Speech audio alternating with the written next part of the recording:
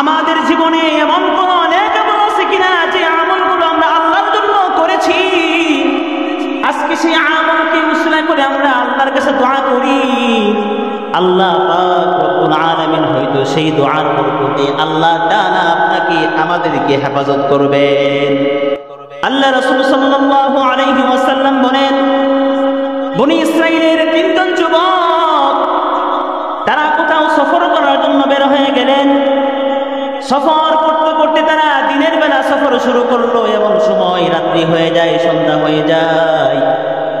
ওই রাতের আবরণ থেকে বাঁচার জন্য রাতের বেলা সফর করলে ডাকাত আক্রমণ করতে পারে, রাতের বেলা সফর করলে ডাকাত আক্রমণ করতে পারে। ওই ডাকাতের আক্রমণ থেকে বাঁচার জন্য তিনজন যুবক তারা এক গুহার মধ্যে প্রবেশ করলো। গুহার মধ্যে প্রবেশ করার পর যখন গর্তের মধ্যে প্রবেশ করছে, প্রচন্ড ঝড়, প্রচন্ড বাতাসের কারণে ওই পাহাড় থেকে বিশাল বড় একটা পাথরের টুকরা সেই গুহার মুখের মধ্যে, সেই গুহার মুখটা বন্ধ হয়ে যায়। এক গুহার অন্ধকার, আবার পাথর আসার কারণে পাথরের অন্ধকার, এই যে কঠিন মুসিবত। গুহার মধ্যে তিনজন যুবক যখন আটক পড়ে গেল, তিনজন যুবক পেরেশান। এই গুহার মধ্য থেকে তারা কিভাবে বের হবে? তিনজন যুবক তারা পরামর্শ করতে লাগলো কি উপায়ে গুহা থেকে বের হওয়া যায়। তিনজন যুবক তারা চিন্তা করলো, এত বিশাল বড় পাহাড়, এত বিশাল বড় পাথর, আমাদের তিনজন যুবকের শক্তি দ্বারা এই পাথরটা এখান থেকে সরানো সম্ভব না। তিনজন যুবক তারা চিন্তা করলো কি করা যায়। তারা পরামর্শ করলো, আমাদের জীবনে কারো কোনো নেক আমল আছে কিনা, আমাদের জীবনে এমন কোন নেক আমল আছে কিনা যে আমলগুলো আমরা আল্লাহর জন্য করেছি, আজকে সেই আমলকে উসিলা করে আমরা আল্লাহর কাছে দোয়া করি, আল্লাহ পাক রব্বুল আলামিন হয়তো সেই দোয়ার বরকতে আল্লাহ তাআলা আপনাকে আমাদেরকে হেফাজত করবেন। ওই তিনজন যুবক পরামর্শ করল, একে একে তাদেরকে প্রশ্নবদ্ধ করা হলো। একজন বলল, আমার জীবনে এমন একটা নেক আমল আছে, সেই নেক আমলটা হলো আমার জীবনে আমার একজন চাচাতো বোন ছিল, আমি তাকে অনেক মহব্বত করতাম, অনেক ভালোবাসতাম। আমার জীবনের চাইতে তাকে মহব্বত করতাম, ভালোবাসতাম, আমি তাকে মহব্বত করতাম, ভালোবাসতাম। কিন্তু এমন একটা সময় চলে আসলো, এমন দুর্ভিক্ষের সময়, আমার ওই চাচাতো বোনের ঘরের মধ্যে কোনো খাবার ছিল না, ঘরের মধ্যে খাবার নাই, তার সন্তানদেরকে খাবার দিতে পারে না। এমন সময় ওই চাচাতো বোন তখন আমার কাছে আসলো, ভাই আমার ঘরের মধ্যে খাবার নাই, আমার সন্তানকে আমি খাবার দিতে পারি না, আমাকে তুমি 100 দিরহাম আওলাদ ঋণ হিসেবে দাও। ওই সময় তার চাচাতো ভাই তাকে অফার দিল, আমি তোমাকে 100 দিরহাম দেব, শর্ত আছে, তবে আমার সাথে রাতের বেলা তোমাকে রাত্রি যাপন করতে হবে। এই প্রস্তাব যখন দিয়ে দিল, ওই মহিলা চিন্তা করলো ঘরের মধ্যে খাবার নাই, সন্তানরা খেয়ে আসে। ওই মহিলা সেই প্রস্তাবের জন্য রাজি হয়ে যায়। তাফসীরের কিতাবের মধ্যে আসছে, বুখারী মুসলিম শরীফের হাদিসের মধ্যে আসছে, ওই যুবক এবং যুবতী যখন চাচাতো ভাই আর তার বোন যখন তারা রাত্রি যাপনের জন্য ঘরের মধ্যে অবস্থান করলো, তাফসীরের মধ্যে বিস্তারিত আলোচনা আসছে যে সময় ওই ভাই তার ওই বোনকে জিনা করার জন্য লিপ্ত হয়ে যাবে। কারণ ওই মহিলার তো একজন স্বামী আছেন, ওই মহিলা তো সে নিজে তার জীবনকে বিলিয়ে দেয় নাই, তার সন্তানের জন্য, তার স্বামীর জন্য ঘরের মধ্যে খাবার নাই, একমাত্র রিজিকের জন্য তার নিজের জীবনকে তার ভাইয়ের কাছে বিসর্জন দিচ্ছে। হাদিসের মধ্যে আসছে, দরিদ্রতা মানুষকে কুফরের দিকে নিয়ে যায়। আপনার ঘরে যখন খাবার না থাকবে তখন আপনিও এমন কাজে বাধ্য হয়ে যাবেন। কথা বলেন ঠিক কিনা? আপনি স্বীকার করেন বা না করেন, হাদিসের মধ্যে আসছে দরিদ্রতা, অভাব অনটন মানুষকে কুফরের দিকে নিয়ে যায়, নাফরমানির দিকে নিয়ে যায়। আজকে যে মানুষ এই টাকার জন্য জিনাকে বিচার করে, কথা বলেন ঠিক কিনা? আজকে পতিতালয় কেন? এই টাকার জন্যই তারা এই ব্যবসা করে। এই জন্য ভাই আল্লাহর কাছে সবসময় দোয়া করা, আল্লাহ আপনি আমাকে এমন দরিদ্র বানিয়েন না যে এই দরিদ্রতার কারণে আমার ঈমানকে বিক্রি করতে হবে। কথা বলেন ঠিক কিনা? তাফসীরের কিতাবের মধ্যে আসছে, তারা যখন জিনার জন্য লিপ্ত হয়ে যাবে, এমন সময় ওই মহিলা তার ওই ভাইকে বলল, ভাই আজকে আমি টাকার জন্য তোমার কাছে বিক্রি হয়ে গেলাম, আমার তো একজন স্বামী আছে, আমাকে ব্যবহার করার জন্য তোমার কোনো এখানে অধিকার নাই। তবে একটা কথা মনে রাখো, আজকে যদি তুমি আমার সঙ্গে এই কাজ টাকার বিনিময়ে করতে চাও, আল্লাহ পাক রব্বুল আলামিন কিন্তু একজন দেখতেছেন। কথা বলেন ঠিক কিনা?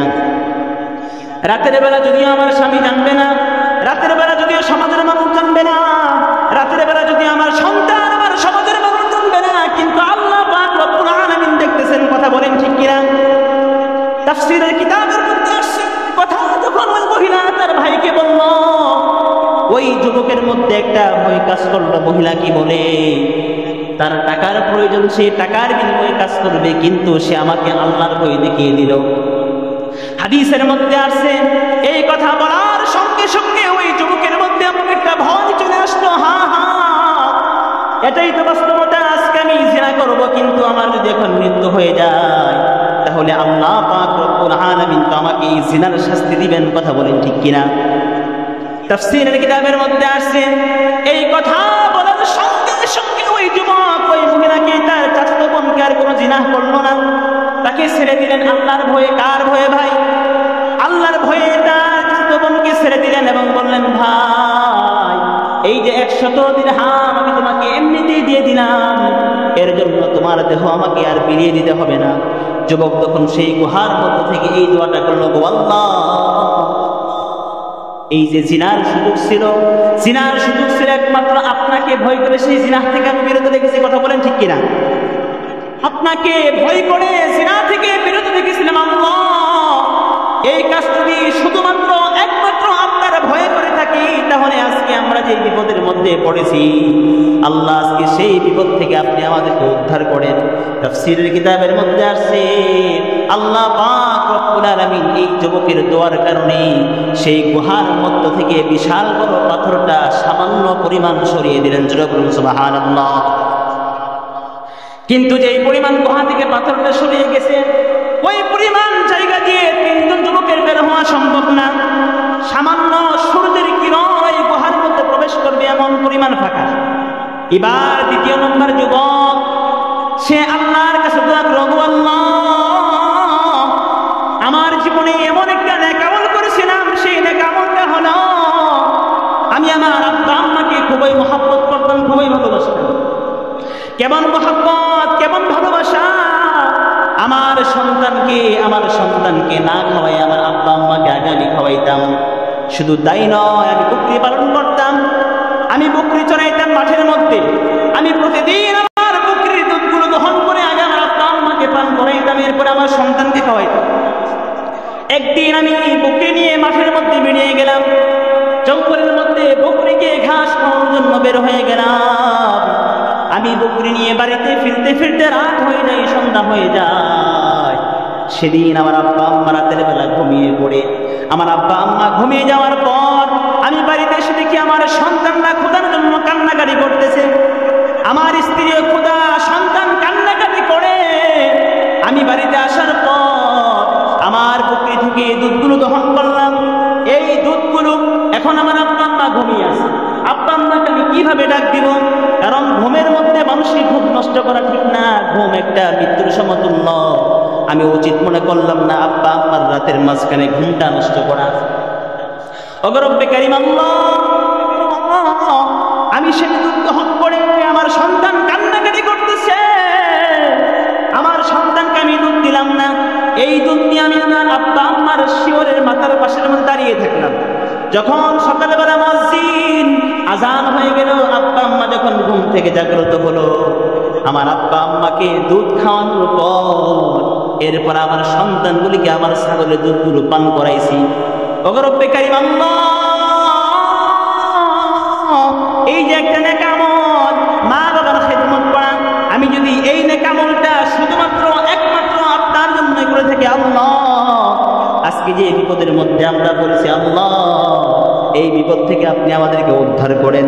তাফসীরের কিতাবের মধ্যে আসছে আল্লাহ পাক রব্বুল আলামিন সঙ্গে সঙ্গে পাহাড়ের গর্ত থেকে সামান্য পরিমাণ পাথরটা সরিয়ে দিলেন, সুবহানাল্লাহ। কিন্তু যেই পরিমাণ গর্ত সে থেকে পাহাড় সরে গেছে, ওই পরিমাণ গর্ত দিয়ে তিনজন যুবক বের হওয়া সম্ভব না। এবার 3 নম্বর যুবক সে আল্লাহর কাছে একটা নেক আমলকে উসিলা করে দোয়া করলো, গো আল্লাহ আমার জীবনে এমন একটা নেক আমল আছে, সেই নেক আমলটা হলো আমার অধীনে অনেকগুলো মজুরি কাজ করত, অনেকগুলো শ্রমিক কাজ করত। একদিন একজন শ্রমিক সে রাগান্বিত হয়ে আমার সাথে কথা মনোমালিন্য হয়ে ওই দিনের মজুরি না নিয়ে সে বাড়ি থেকে চলে যায়। আমি মালিক ওই মজুরির শ্রমিকের টাকাটা দিয়ে আমি তো তাকে ছেড়ে দিতে পারি নাই। ওগো রব্বে কারীম আল্লাহ, ওই মালিকের টাকা দিয়ে আমি একটা বকরির বাচ্চা কিনি এবং ওই বকরির বাচ্চা থেকে অনেকগুলো বকরি আল্লাহ তাআলা বৃদ্ধি করে দিলেন। দীর্ঘ কয়েক বছর পর ওই যে মালিকের অধীনে যে শ্রমিক কাজ করেছিল ওই শ্রমিকের মজুরি নেওয়ার জন্য দীর্ঘ 15 থেকে 20 বছর পর যখন তার বাসায় হাজির, ওগো মালিক আপনার বাড়িতে আমি আজ থেকে 20 বছর আগে কাজ করেছিলাম, একদিনের মজুরি না নিয়ে আমি আপনার সঙ্গে রাগ করে চলে গিয়েছিলাম, আজকের মজুরিটা আপনি আমাকে ফেরত দিয়ে দেন। তাফসীরের কিতাবের মধ্যে আসছে মালিক তো প্রথমে ছাগল কিনেছিল, ওই ছাগলের বাচ্চা থেকে অনেকগুলো ছাগলের বাচ্চা দিয়েছে, অনেকগুলো গরু কিনেছিল, গরুর বাচ্চা দিয়েছে। শ্রমিক যখন তার 20 বছর আগের মজুরির কথা বলল, মালিক বলল, গো শ্রমিক এই যে বিশাল বড় ছাগলের পাল দেখছো ওগুলি সব তোমার জন্য, সুবহানাল্লাহ বলেন। শ্রমিক বলে, মালিক আপনি কি আমার সঙ্গে মজা করতেছেন? আমি আপনার কাছে একদিনের পাওনা পাই, আপনার কাছে আমি একদিনের মজুরি পাই, আর আপনি আমাকে বিশাল বড় ছাগলের পাল দেখিয়ে দিচ্ছেন। এবার মালিক বলল, গো শ্রমিক আমি তোমার সঙ্গে কোনো মজা করতেছি না, তুমি যে 20 বছর আগে আমার বাড়ি থেকে রাগ করে চলে গিয়েছিলে, আমি তোমার একদিনের টাকা দিয়ে একটা বকরির বাচ্চা কিনি, এই বকরির বাচ্চা থেকে আরো অনেকগুলি বকরির বাচ্চা, আজকে তোমার একদিনের 500 টাকা দিয়ে আল্লাহ পাক রব্বুল আলামিন তোমাকে একটা ছাগলের পাল দিয়েছেন, জোরে বলি সুবহানাল্লাহ। এই যে বিশাল বড় পাল তুমি নিয়ে যাও। এবার শ্রমিক খুশি মনে সেই ছাগলের পালটা বাড়ি নিয়ে চলে যায়।